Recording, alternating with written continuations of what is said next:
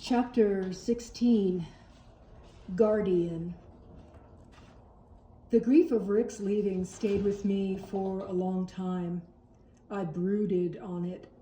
I wandered in a fog of my loneliness for weeks, missing half of what I saw, not appreciating the rest because Rick was not there to share it with. For a while, I went into a decline, even though Stalking Wolf was right.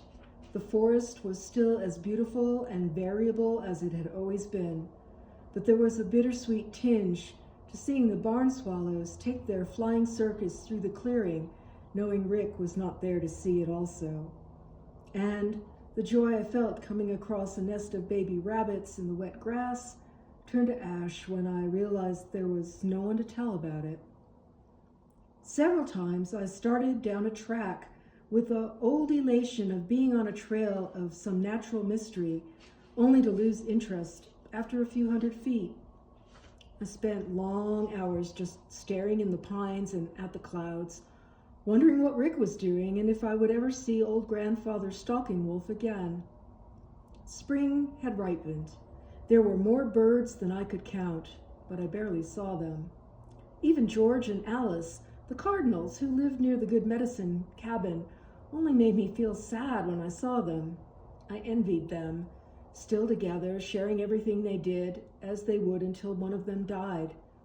Well, the only other members of my species who would understand my song were gone forever. I moved through the woods like a ghost, wandering without purpose or attention. I made my camps mechanically, ate little, slept more than I was used to. Only the most amazing sights could rouse me out of my lethargy. A great apathy overcame me. I believe there is a point where grief turns inward and becomes despair, or turns outward and becomes rage. Which way it goes depends on the catalyst. I was sinking deeper into self-pity and depression, and it took an almost unspeakable horror to turn me around. I didn't see the deer at first, coming through the swamp. I was almost on top of him when he bolted, a huge Virginia whitetail that crashed away from me through the cedars like a runaway truck. For the first time in days, I felt interest in the world again. I watched him break through the branches in a blind panic beyond the swamp and out into the trees. It would be an easy track, and as I followed it, it did not absorb me enough to keep back the depression I had been fighting since Rick and Stalking Wolf left. It crept over me, trying to turn me aside to some stump where I could just sit and brood the day away. But I followed the trail anyway, even though my mind was wandering to things Rick and I had seen or done, and to the guidance and understanding I would no longer be able to get. That's Penny in the background. The guidance and understanding I would no longer be able to get from grandfather Stalking Wolf. When I came into the clearing, I almost did not notice the slaughtered deer. Only when the tracks of the Virginia buck started and leapt to its right did I look to see what could have sent it leaping away in terror. What I saw sickened and disgusted me. There were 3 carcasses of what had once been deer, all of them sliced cleanly through the hindquarters and broken apart at the shoulder. I stood stunned at the waist. Only some poacher from the city would butcher a deer for the hindquarter and shoulders. Those parts brought a fair price in New York. The rest of the deer was not worth caring about, and they had left half the mutilated bodies lie where they butchered them like bent beer cans littering in the grass. The sparse grass of the clearing was full of dried blood, and gallons of it seemed to have soaked into the sand, staining it permanently. I felt like someone had kicked me in the stomach. The tire track of a pickup truck went away from the slaughter towards the road, and I followed them without thinking. I don't remember how far I went before the tracks veered off again into the woods, but I remember steering for what I thought would be where the tracks stopped again. The overlap of the outgoing tracks told me I would find another bloodbath. but I lied to myself that it might only have been a place where poachers had picked up the less successful butchers. The second sight was worse than the first. 6 deer seemed to have been sawed in half and their forelegs cut out at the shoulder from the halves of the bodies that remained. I tried to look away. I had cleaned and dressed deer myself. It is a necessity, and I could find, if not a beauty, at least a fascination in the intricate workings of the deer's body that had labored so long to bring me meat. But there was a ferocity to the butchering, a quality of sadistic delight that had splashed the blood around onto the trees and on the grass. There was a wide, dark puddle soaking into the sand where half a deer must have lain over the tailgate, dripping. Their backs looked like someone had come down them with a chainsaw. Everything was blood and hair, and everywhere I looked, the footprints whirled in an orgy of slashing and breaking. Ripped sinews hung like untied shoelaces. Veins had little clotted caps. Fur was matted, thick and useless. I turned away in disgust, and I followed the tracks. I found 2 more places where the hunting parties had dragged the carcasses to a central point and cut them apart before I found the truck. The blood at the last place was still fresh. I touched a drop of it hanging from a blade of grass like some perverted dew.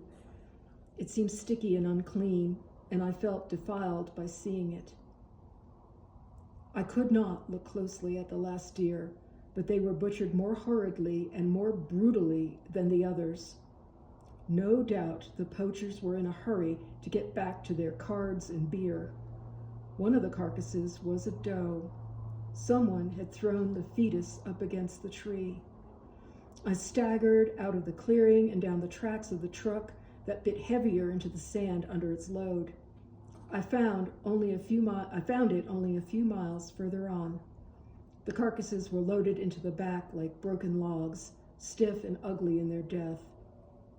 I wondered how something so agile, so graceful in the flowing motion of its stride, could be reduced to so much carrion. I knew where their headquarters would be. There was an old cinder block railroad shed a quarter of a mile away. It had been built long before out of the old-fashioned cinder blocks made with the big cinders. The wind had pounded some of them completely apart, leaving hand-sized gaps in the walls. The blocks that remained were more like brittle slabs of crust that had dried in place. They had left the truck far enough from camp to leave themselves some escape time if anyone found it. I came up to the back windowless shed, but I could see movement through the chinks and gaps in the cinder block and in the cracks where the cheap cement had gone dry, cracked, and fallen out. I started around the side of the shed towards the only door, but fragments of fur and blood near a corner stopped me. Someone had blown a squirrel apart at close range, probably for fun. A big pine tree near the corner of the shed had the marks of a knife being thrown and retrieved repeatedly, and beyond it was the last of a deer hung by its heels to drain. It turned slowly on the rope, and when its eyes fastened on me, I felt for a moment as if it were not merely a deer, but one of the deer that had given us the gift of their motion as they came bounding through our camp at Good Medicine Grounds. I felt so ashamed of myself that I leaned against the wall and began to cry. If I had been more alert, if I had not shut myself off from the flow of nature, I would have been knowing something was wrong in the woods. If I had not allowed myself to be blinded by my grief, I would have noticed earlier the small signs of poacher's passage. I had let my gifts decay. I had, in feeling sorry for myself, abandoned my duty to the woods and to the animals. A good medicine deer hung by its heels, bleeding from my foolishness, dead from my apathy. All my grief for the slaughtered, for Rick and Stalking Wolf gone, for the good medicine deer chopped and packaged, rushed out of me in broken sobs. And as it went, it left a vacuum that drew in the rage. It has taken me 10 years to remember exactly what I did, and even now it's vague, as if someone else did it all and I stood aloof from it somehow. But the rage that filled me was only partly my own, and the vengeance was no more mine than the bite of the guardians was theirs. I felt some force larger than myself take possession of me, and I believe it was not my strength alone, nor long hours of training of kicks and punches done 1,000 times until the whole force of the body comes into focus at the precise moment of impact that caved in the wall in front of me. I clenched my fists, and as my breath rushed in, I filled with a power terrible and implacable. I spun with a screaming shout that rang in my own ears like the cry of some endangered and wounded animal. The muscles of my thighs bunched and straightened, and my heels slammed against the crumbling wall. On the second kick, a section of wall as big as a man crashed inward like the slamming of a gigantic door. As the 4 men inside stood open-mouthed, waiting to see what would come flying through the hole, I turned the corner of the shed towards the front door.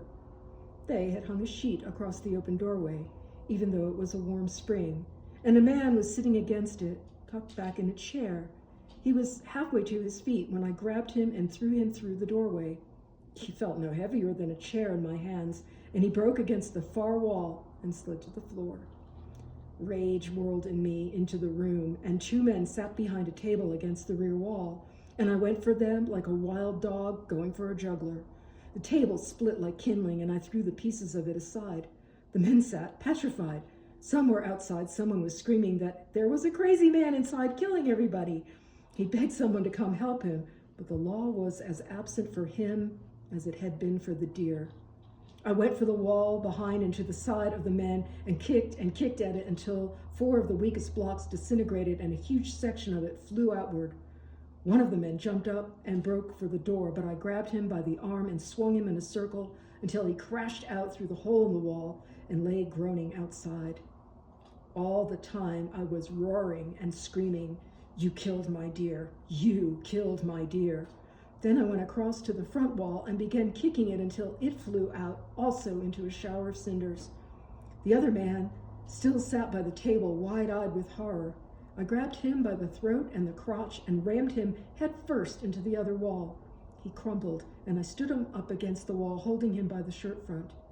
My rage wanted to kill him, but even the horror I had seen did not justify it, and I let the punch that should have killed him go past his head and into the wall.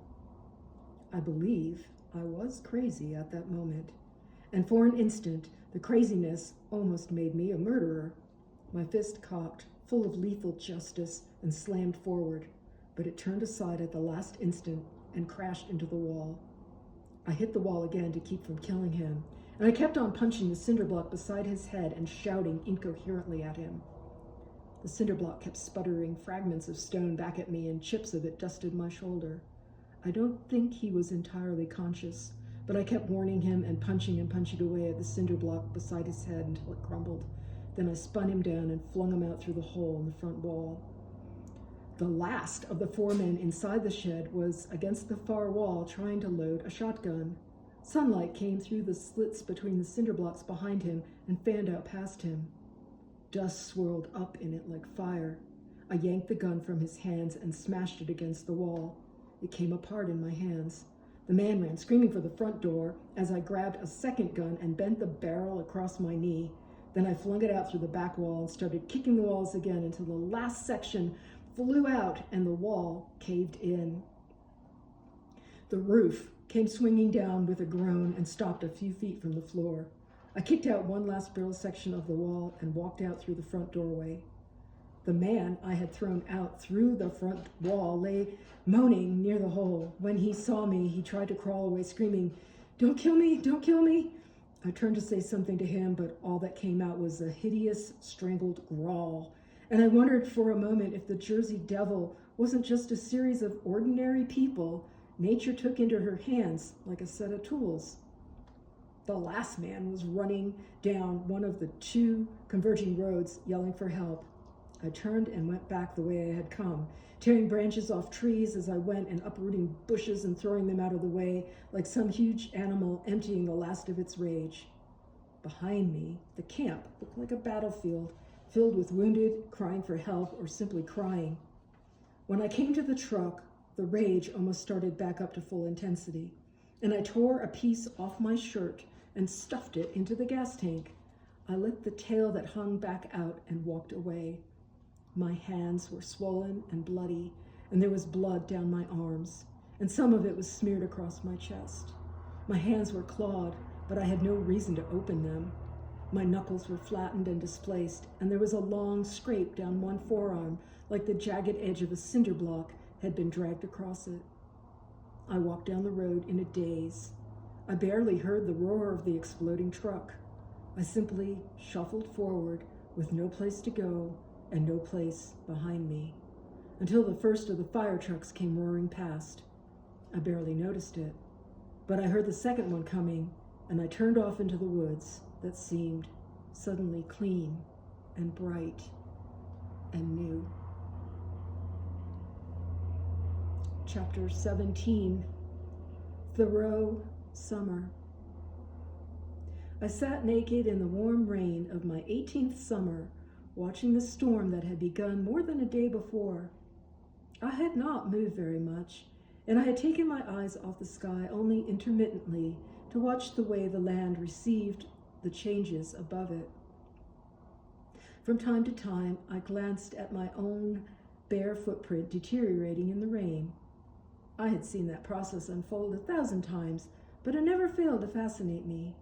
The steady drop-by-drop erosion of a track was different each time, and I learned an unappreciated nuance or a new insight every time I watched it. I had watched the storm in the same way, backtracking it down the sky. The high, wispy fingers of clouds stretched out down a long incline of a cold front to a bunched shoulder like an arm reaching through a slot into the unknown. I watched the fingers of the cloud grope above me, fasten somewhere beyond the horizon behind my head, and begin to drag itself ponderously up the ramp of cold air. Hundreds of miles away, stacks of clouds separated one after the other and began to climb the line of temperature. Hour by hour, the clouds thickened and fluffed and darkened, and with every change in the sky, the colors of the pines changed. The wildlife began to move faster and more frequently, like shoppers trying to get in one last errand before a storm. I felt the wind shift, and the pine needles lift slightly in the breeze. I had to wait a long time for the great thunderheads to come towering across the sky, trailing wispy tentacles of rain like a Portuguese man-of-war floating in on a tide. Bit by bit, the sky came down and squeezed the invisible layer between it and the earth. The trees and the bushes bunched and sprawled accordingly. The wind became a loud voice announcing the coming of a greater power. Animals huddled as if the angel of death were passing over, but to me there was only magnificence. The crackle of lightning lit the sky out of its noontime dark, and the rain came down like a message of unsolvable complexity. The clouds rumbled silently overhead, thinning gradually into sunlight that dried everything except the deeper puddles. For 2 months, I had been living outside of time, watching the pine barrens dance towards fall. My days had no names, hours were meaningless. Some shift in the season would tell me when it was time to go. In the meantime, I roamed invisible in the deepest part of the forest. I ate when I was hungry, if at all, or nibbled as I went on berries and roots. Sometimes I ate a snapping turtle or fish in a fine soup of sparkling pine barrens water and herbs. At times, I believe I went foodless for days without noticing. I slept between experiences, sometimes in the day, sometimes at night, whenever I couldn't stay awake any longer, or when one irresistible mystery was temporarily solved and the next one had not yet begun. But there was so much to see and do that I doubt I slept much more than I ate. And yet, I gained weight and felt stronger and more rested than at any time in my life before or since. It took weeks to disentangle myself from the pattern of the world, but I had begun in early spring, and by the time unofficial summer came, I had lost my sense of time and obligation. I had my knife, and the pine barrens gave me everything else I needed. For amusement, I had a sky full of fascinating riddles, moving whole nations of animals through the intricate patterns of their daily life. For enlightenment, I had the question of how. I don't know exactly when I took off my clothes, but I believe it was early summer, though the whole season came and went so smoothly and so quickly that a day was indistinguishable from a week. But I remember it as a conscious act, a declaration of freedom. I did not put my clothes back on all summer, except to watch the dogs. They were my obsession for a time, and I studied them, crawling so close that if the wind changed direction, they would have been on me before I could run. I watched a 140-dog pack coalesce and then separate, according to some canine logic, into foraging groups that went out for the dump for days at a time. I watched the hierarchy of bite and bluster work out its differences as dogs gained and lost their positions in the pack. I saw the hard older dogs break in the new ones, reteaching them the things civilization had taught them to forget. I watched the new dogs learn what their teeth were really for, and I listened to them practicing their growling in the dark. When they stayed in the dump, I watched them, and when they went out for the 4 looping runs that formed a propeller from the dump as its hub, I watched their trail. Only once did it lead out of the woods completely. In the second week I watched them, 4 dogs broke from the pack unobtrusively, as if they were sneaking away to share some common secret. I followed them out of the dump and through the woods until they came to 4 houses set almost beside one another. There they fawned and begged and wagged their tails at masters who had no idea that they were even gone. Near the houses they were docile, friendly dogs that anyone could go up to and pet. But I could not go close to the house. I was not that kind of animal anymore, one that could live in the woods and still go home and beg for handouts. Months without the clock had made me a wild creature with no tolerance for civilized things.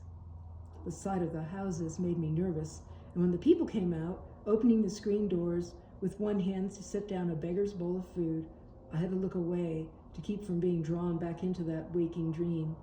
I knew that whatever I did, I would never completely be part of that tameness again. I might, when times got hard, drift back into the world my parents considered real, but in my depths, the only truth was the passing moment and its infinite variety. When the 4 dogs came back, they were sniffed and surrounded like strangers, and I knew what the wild dogs were smelling. The groveling loss of substance that was the price of living easy off the machine. None of those dogs rose to first bite or even 5th. They ran a little behind the rest, deferentially, as if they knew that they were only pretend dogs, some human being's idea of a dog. But 1 or 2 of the other new recruits would stay when the summer ended and the foraging got hard and the winds cold.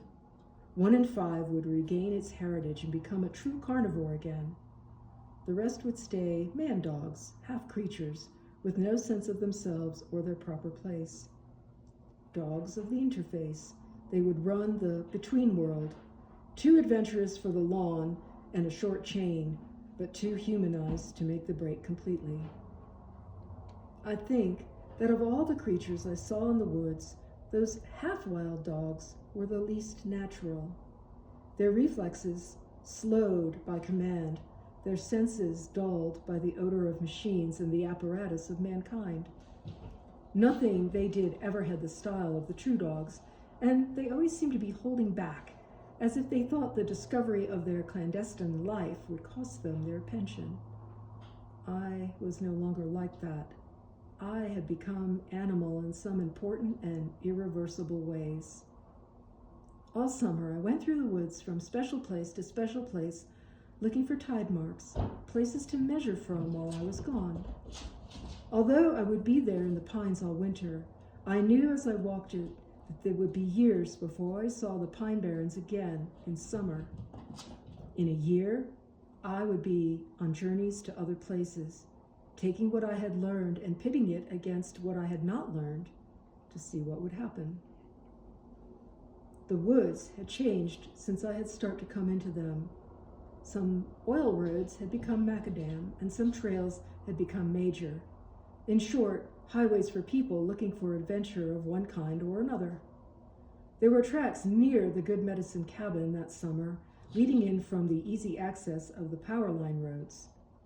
Their illegal drinking interrupted by police patrols, half-tame people drove into the woods in their dilapidated old cars, Kinser's trucks, until the township's lone police officer's car went by. Some of them, drunk or in blind flight, apparently got lost on the trails and then finally found their way back again. Probably they had come back sober and tried to retrace their steps, learning new trails all the time. Perhaps 1 out of 50 of them might eventually get out of their truck and begin to explore on foot, gaining a reverence for the woods as they went. But most were looking for greater danger or a safer place to hide. Stage by stage, I watched their tracks go from short, hesitant explorations of the major trails to high-speed search and destroy missions down otherwise trackless trails. Only one trail had a steady motion of someone who thinks, well, it all comes out someplace, enjoy the ride. Only one set of tracks hinted at someone who might eventually come to understand the woods. I could read the drunkenness in the rest. Leaping and wallowing downhill, skidding corners sloppily, crashing through mud puddles, headlight high and tearing up half an acre of trees to throw under the wheels for traction. More than once, I found half their load dropped in the dark along the staggering paths of tracks and broken shrubs. But their foolishness bothered me less than the familiarity I read in their tracks. Penny is just racing around the house here. But their foolishness bothered me less than the familiarity I read in their tracks. The tracks had a boldness that comes only when an animal knows its territory well and is testing himself against it for the first time. I had seen new dogs stumble clumsily over the dumps until they learned to walk in leaning into the slope. It always made them reckless when they first learned it. The intruders were the same. They knew a few square miles of road well. They drove them drunk. It was only a matter of time before they stopped for one reason or another and saw the cabin through the trees. I had to prevent that. I held the ground sacred then, thinking my skill came from the place rather than experience. It seemed to me that my survival was at stake, and yet I did not feel the rage that I had felt against the poachers, and I didn't want violence. I went back to the tracks again and again, as if by being there I could somehow keep them away from the cabin. If I could keep them from finding it until the first frost, I knew it would be all right after that. The woods would be empty again until spring, and I would worry about it when spring came. But there was nothing I could do to stop them, and I watched in helpless frustration as the tracks moved closer and closer to the cabin. I needed the Good Medicine cabin. I needed to take its image with me, intact, when I left the pines. All summer, I wandered down from time to time to watch the tracks creeping closer like a gently rising tide. I must have become obsessed with the idea because I would find a track just missing some point from which they could see the cabin, and I would hurry back to check it a few days later, only to find that the track was only a few hours older than before. I cursed them for bringing time back into my life. My days had sequence, but not chronology. I could remember the sequence of weather for days back, but night and day were only facets of the unceasing flow of weather around and over me. I could not have given a day but the first date or name.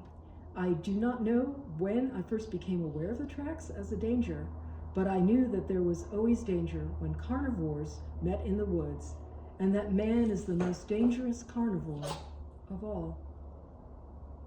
What happens when carnivores confront is governed by the necessity to survive. The initial response of a carnivore to surprise is flight, since those who underestimate the danger of the unknown tend to perish oftener than those who overestimate it. Most animals flee unless they are sure at a glance that the odds are heavily in their favor. A species that attacked automatically instead of preparing to flee would have to have an extremely low population in a given region, or it would kill itself off as members of the species kept running into and attacking one another. Thus, most animals will flee if startled, and the vast majority of animals will avoid a confrontation with man if they have a clear escape route. Except in cases where abandoning the field threatens the survival of the animal more than staying, the animal will run rather than attack. When the pack got hungry, it was a lot harder for the alpha dog to drive a less aggressive dog off his share of the food.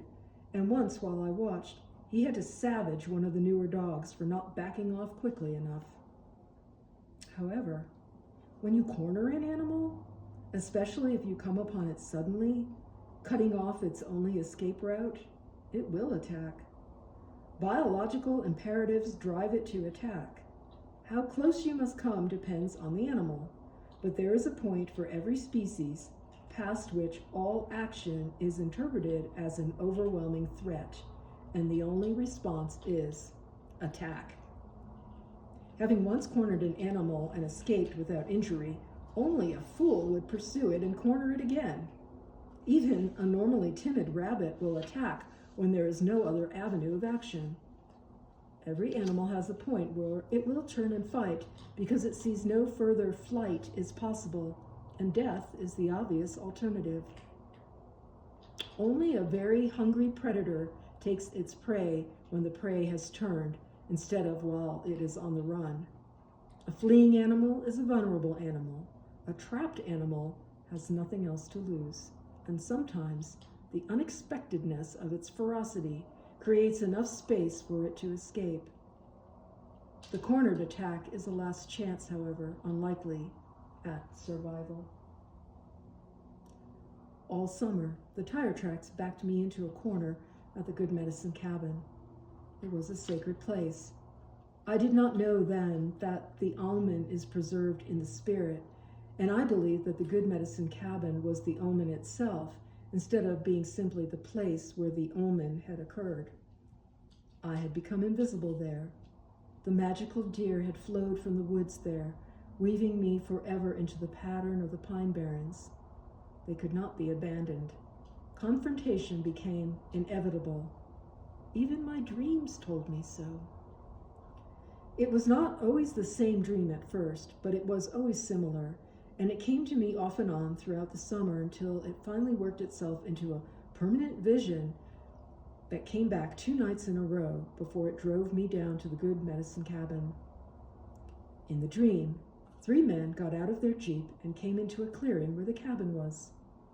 They were drunk, and they started to kick the cabin down, but it wouldn't go down because I was inside holding it up. They got thirsty with effort and got more and more drunk, the harder they tried to kick it down. Then one of them threw a bottle up against it, and the cabin burst into flames. They burned the cabin to the ground with me inside it, dancing around it, white renegades pretending to be Indians to shift the blame. They laughed and threw their beer cans into the fire, and one of them staggered up to water the flames. He came so close that his clothes were smoking, when he turned around half finished and staggered away. When the fire was done smoldering, they kicked the chars away, and I rose up out of the ashes like the Jersey Devil and ate them alive. Or at least, I was always on my way to eating them alive when I woke up, sweating and thirsty. I hated that dream, both the part where I was destroyed and the part where I was the destroyer. It was a bad medicine dream full of bad medicine death, useless death from which nothing can be learned and nothing taken. I had almost had a death like that once when kids opened fire on our camp from across the stream, not knowing we were there. We crawled, howling and cursing into the underbrush, while half-spent bullets dug themselves into the trees. For weeks afterward, I thought how uselessly we might have died. I want a death that would be an omen to anyone who saw it. I wanted a spectacular death, full of final insights. I did not care if it was a painful death, as long as it was one from which something could be taken. I wanted my last track to be a sign of a struggle. I wanted a death where the signs of my going would say to whoever read them that if there was nothing beyond life but the abyss, I had gone into it taking the best of myself with me in one joyous leap. I did not want a bad medicine death. There were so many kinds of bad medicine death. Killed by boredom and the tiny, unconnected insignificance of civilized life that hits like a predator coming in from above and behind you, as silent as night, except for the little muffle rattle of wings. And, if you are lucky, an awareness of the last bright instants of pain and pleasure. Cancer, heart attack, stroke, emphysema, any number of insults to the body that come striking down out of the air or water like flashing jaws snapping at your face out of the bushes. Useless death, bad medicine death, killed by accident, by drunken idiots having a piece of sadistic fun, to disappear without a trace, buried in some shallow grave and added to the list of victims of the Jersey Devil. In a way, it really was the Jersey Devil that pursued me, and it was the myth of the Jersey Devil that saved me in the end. It happened just around the bend from the Good Medicine Cabin. The tracks were startlingly close, fresh tracks, not more than an hour old. They had the weave of someone driving just short of the dangerous side of drunk, going slowly, looking for landmarks, or trying to establish ones for finding their way back. I knelt by the tracks in the shadow of the bank. It was a bright night, but I had to feel the tracks for a while until I could get my eyes dimmed to the level where they matched the darkness of the bank, and I could see more or less clearly. One set of tracks overlapped the other. The ones going in were unsteady or cautious, moving at 5 or 10 miles an hour, weaving slightly. It was the track a driver might make leaning forward over the steering wheel and looking up and out through the windshield from time to time. If I had followed it a while, I would have come to a small swerve or two where he took another drink from a past bottle. Given a day to follow the trail both ways, more than a stone's throw in either direction, I could eventually have found the bottle, a crushed cigarette pack, or a mound of butts. Just up the road, there would be skid marks and plumes of strewn gravel where drivers had changed and someone aggressive, almost to the point of craziness, had taken the wheel. The tracks went off around the bend on the wrong side of the road, gaining speed. I did not need to go down the trail to know I would find branches snapped off all along the way like bent blades of grass, dirt kicked out of the wheel ruts on every curve, and handfuls of gravel scattered where it shouldn't have been, lighter side down. I reached into the shadow of the bank to feel for the divots of scattered stones. If they had gotten out of the truck where the tracks stopped and started, they could have seen the cabin. If there was one stone overturned anywhere on the bank, I wanted to find it before I went blundering into them in the dark, without surprise on my side. I knew that there was nothing more dangerous in the deep woods at night than a half-drunk man outside of the reach of any restraint except his anesthetized conscience and his power to destroy. I had abandoned the knife days before to live in the woods with only what the woods gave me. It was a good, bountiful summer, and the pine barrens took care of me, sheltered me, fed me. I was better off without it. The violence of the poachers had soured me even on revenge, and I did not want to harm them as I might if cornered and armed.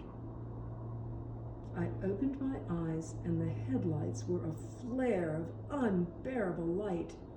The roar of the engine sounded like the growl of a dog up close to my face. I dove blindly into the underbrush, feeling for a place to hide until my sight came back. By the time the Jeep screeched to a stop, I sat wrapped around a short pine, my heart pounding like a deer's, waiting for the hunters to go by. The limbs went back over and around me, and I was buried in the tree. I broke 2 branches to cover up the bare spots near my face and waited. I had been in the woods so long alone that it did not occur to me that they are humans like myself, that I might reason with them, or threaten them, curse them, or simply talk to them. It never occurred to me to have any conversation with them any more than it would have to a deer. They were the hunters. I was the hunted. The Jeep stopped exactly where I had come diving into the woods. I wrapped my arms tighter around the trunk and hugged closer to the tree, losing myself deeper in its branches. I heard a door bang open and somebody thunder out. I heard somebody else shout, "What the hell was it, you guys?" A gruffer voice said, "A naked guy. He jumped in the bushes right here." There was a laugh that sounded like alcohol and the clatter of somebody inept climbing out of the Jeep. "You sure it wasn't the Jersey Devil?" "No, it was a guy, I'm telling you, and where there's a naked guy, there's bound to be a naked broad." They milled around the Jeep like a pack at the crossroads of 2 cents. "Let's get her." The voice was the bay of a dog that always charges out of the confusion, howling after a false trail. No one moved. "What the hell are you worried about? You won't get her till last anyway." The voice was a gruff growl of the alpha man. The voice of the beta man answered from the Jeep out of the sound of things being tossed around. "Where's the flashlight, Jimmy?" One of them climbed up the side of the Jeep and turned on the spotlight into the woods above me. I could tell it was a clumsy one. The beam played erratically in the treetops as if he had somehow got it tangled in the branches. The alpha voice barked, "He's not in the trees." There was a whimper in the answer. "Well, what are we chasing him for anyway?" The gruffer voice laughed like 2 stones being grated together. "He'll tell us where she is." He must have turned towards the woods because his voice had gotten louder. "I'll cut him a new hole if he doesn't." I peeked out through the branches. The laugh was grittier than before. It sounded like 2 6-packs of warm beer poured into a moron and allowed to ferment. The voice sounded like an axe being slammed into a live tree out of boredom. I could see them only as shifting flashes of darkness flitting through the headlights, but I could hear them perfectly, and I knew which was which by the way they came into the woods. The one called Jimmy came crashing in, knocking the branches out of his way or jerking them up over his head out of his face at the last second. His feet came kicking through the tangle around his ankles. Off to his left, I could hear the clumsy one start in, picking his way as he went, without a plan, following the lead of the other 2. If either of them attacked, he would join in just to escape from being the scapegoat if the attack failed. In better company, he might have gotten a lot out of the woods, but he was a danger at that moment, whatever his out-of-the-woods character. Probably the alpha man was all mouth out of the woods, but he would have to prove himself if they found me, and he would have to use a knife he apparently talked so much about, or admit to being a coward. And there was too much alcohol in his voice for me to imagine him doing that. I heard the clumsy one stop and pick out a path and then stumble down it a few feet before stopping again. "Come on," he whined. "He's probably leading us away from her. This is a waste of time." The alpha man grunted. "No," he said. "He probably pushed her into the woods ahead of him. That's why he was still on the road." He pushed branches aside and peered into the underbrush. "She's probably laying in here somewhere." He sounded like a poacher looking for a wounded doe. The voice of the beta man came out of the darkness to his left. "You sure you saw him?" There was a challenge in his voice. "Are you just jerking us around again?" The answer was belligerent. "Nah, I didn't see him. It was the Jersey Devil." The laugh that followed it was not as confident as it wanted to sound. I could hear the clumsy one cracking twigs back towards the Jeep. The beta man was making short steps, turning him back towards the trail. I thought for a minute that they were going to leave, but the knife holder moved irresolutely forward. Voices alone followed him deeper into the woods. It had become a matter of not losing face now. "Come on, you'll never find him in there, Jimmy." I could hear the beta voice turning to go, and I almost lowered the 2 branches I held in front of my face. But the alpha man's answer made me keep them where they were. The animal panic that had held me began to dwindle. I could see my position as a man would see it. If I attacked, I could probably get all 3 of them. Surprise, darkness, and the woods were all on my side. But what had happened at the poacher's cabin fell across me like a restraining hand, and I would have crouched there until they went away if the one with the knife hadn't stumbled into me. He tried to kick his way through some brambles, cursed, lurched, and fell forward into the tree. When he grabbed for a branch to steady himself, he caught my wrist. I jerked it back, and he gave a shriek. My wrist came out of his grasp like an adult's hand being pulled free of a child's. I could feel the fear in his fingertips as they slid over my wrist. I only had a split second to take advantage of it, and everything from that point on was reflex. Had I paused for rationality, I would have come up out of the bushes, screaming threats and curses, or stayed where I was, afraid to risk the vulnerability of a naked man. But there was no time for rationality, and I knew intuitively that if I could turn their fear to panic, I could turn their attack into a rout. I rose shrieking from the bushes, hoping all those times jumping out at Rick had not been for nothing. The knife man staggered backwards, 2 steps back. He got momentary control of his flight and slashed out with the knife at one of the branches I'd broken off to shield myself with. The branches extended my arms by a foot and must have made me look like some deformed creature reaching out of legend for a bloody mouthful. Probably I could have come up screaming, "Apple pie!" and it would have worked. Everything was in my favor. I was coming out of nowhere at a man in a vulnerable position. I was startling him. His natural reaction would be to flee. 2 quick strokes with the branches knocked the flashlight out of his hand and sent him toppling backward over a small pine. The spotlight played directly on me for a second, but there was half a dozen trees in the way, and if anything, the light might have made me look even more unreal. The pine needles that had stuck to my sweaty body gave me a coat of hair all over, and the ones I had stuck in my hair and beard for camouflage made me look like one true Jersey devil. The branches completed the picture with the hairy lower arms and hands big enough to tear an ox in half. The alpha man rolled backwards over himself and ran shrieking for the jeep. The beta man turned and ran with his flashlight pointing down in front of his running feet. Almost out of the woods, he stopped and shined the flashlight back at me. I liked that trait, that not being able to wait until he was safe to see what incredible thing was after him. That was something Rick would have done. I waved the branches in front of my face and leapt towards him. He took a few steps away and turned again. I'd grabbed the fallen flashlight by that time. As he turned back again, I held it pointed upward under my chin and made a face that would have made children laugh in other circumstances. But it was enough to give his panic something concrete to feed on, and he ran, shouting for the jeep.